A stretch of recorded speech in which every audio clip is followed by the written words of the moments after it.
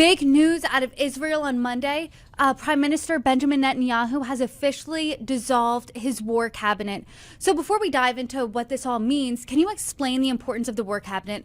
This comes 8 months after the start of the war.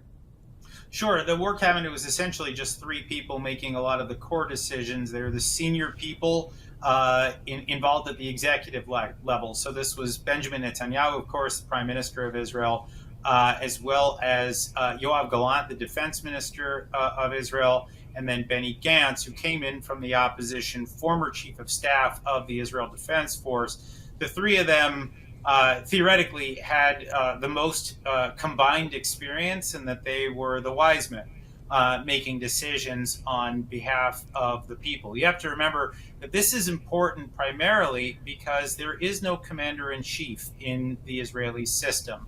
The prime minister is not endowed with the same powers militarily as the president of the United States. So that means that a certain amount of consensus needs to be formed in order for decisions to be taken that have security implications. So this was the mechanism that had been created. There's also something called the Security Cabinet, which is a wider group of individuals. And then there's the broader government itself that can approve of big decisions. What we're seeing right now is the dismantling of a structure that has guided Israel's war efforts for the last 8 months. And we're now headed into uncharted territory without that mechanism. So I want to talk about an event that could have been the impetus to this. And there were some infighting within the three wise men, as you said, of this war cabinet between the more centrist Benny Gantz and Prime Minister Benjamin Netanyahu. And Gantz resigned a little over a week ago, and he said that Netanyahu was putting his politics over the safe return of the hostages. So do you think that Gantz's resignation was the impetus of the war cabinet being dissolved?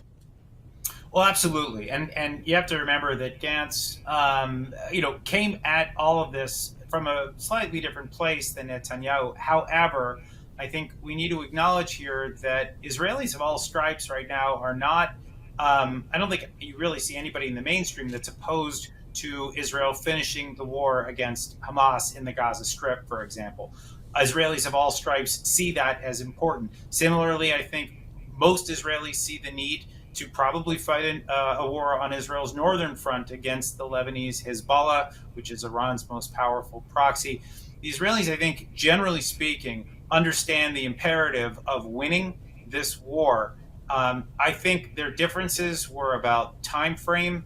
Gantz was actually asking for Netanyahu to come back with plans for how to get the hostages back, how to win the war writ large, and what the day after scenario might look like in the Gaza Strip. And when Netanyahu was unable to give him those sort of specific plans that he was asking for, that was kind of the moment that the wheels began to fall off the bus.